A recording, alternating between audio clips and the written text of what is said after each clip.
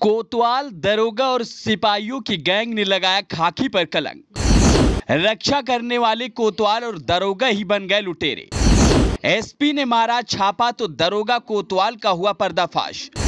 50 kilo चांदी की लूट से यूपी पुलिस बदनाम। उत्तर प्रदेश पुलिस पर एक बड़ा कलंक लग गया है। कानपुर के एक कोतवाल, दरोगा और 2 सिपाहियों की करतूत ने यूपी पुलिस को शर्मसार किया है। गैंग ने चेकिंग के बहाने कानपुर देहात औरैया बॉर्डर पर बांदा के एक ज्वेलरी कारोबारी की कार रोक 50 किलो चांदी लूट ली। 6 जून के मामले में काफी मशक्कत के बाद 7 जून को कोतवाल और दरोगा के खिलाफ मुकदमा दर्ज हुआ तो पुलिस महकमे में हड़कंप मच गया।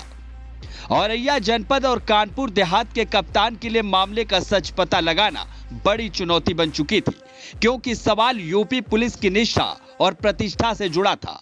इस दौरान औरैया कप्तान चारू निगम और कानपुर देहात के एसपी BBGTS मूर्ति ने जल्द ही जांच पूरी कर भोगनीपुर में तैनात कोतवाल अजय पाल कठेरिया, दरोगा चिंतन कौशिक के अड्डे पर छापा मारा, जिसके बाद वो तस्वीर सामने आई जिसने यूपी पुलिस पर लगे इल्जाम को सच साबित कर दिया।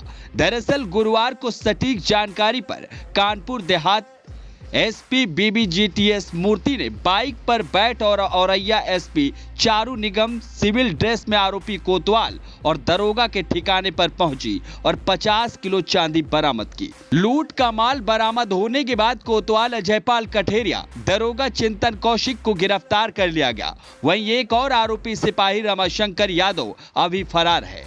आईजी कानपुर ने इंस्पेक्टर, दरोगा और एक सिपाही को सस्पेंड कर दिया है। तीनों के खिलाफ विभागीय जांच के आदेश दिए गए हैं।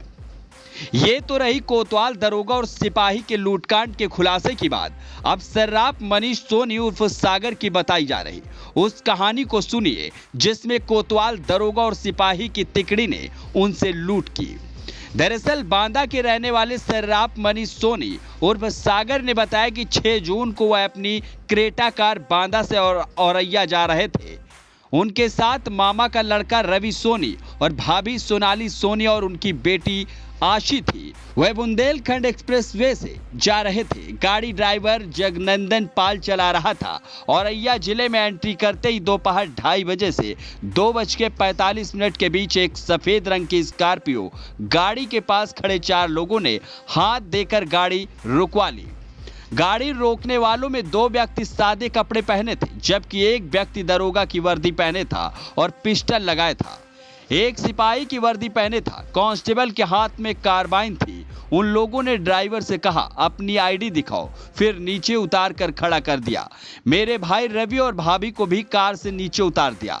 मैं भी गाड़ी से उतर कर खड़ा हो गया। इसके बाद उन लोगों ने गाड़ी की तलाशी ली। गाड़ी में 2 बैग रखे हुए थे जिसमें चांदी के 30 टुकड़े थे। उन्होंने दोनों बैग उठाकर अपनी गाड़ी में रख लिया। ड्राइवर से कहा कि गाड़ी में बैठो, तो ड्राइवर उनकी गाड़ी स्कॉर्पियो में बैठ गया।